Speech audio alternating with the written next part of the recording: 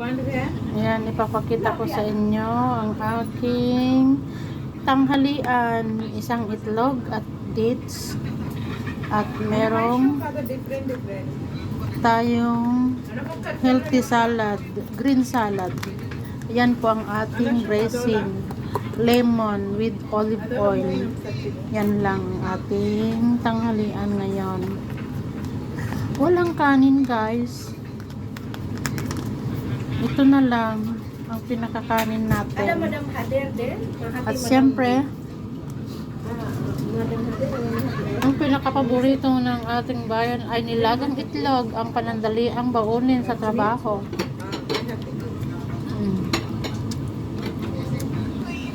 Ubos na, oh. Sarap-sarap. Ayan. Siyempre, meron siyang masarap na salad. Tigi-isa kami. Ito yung akin. Ano naman yan? Dusa ng buhay. Dusa ng Indian.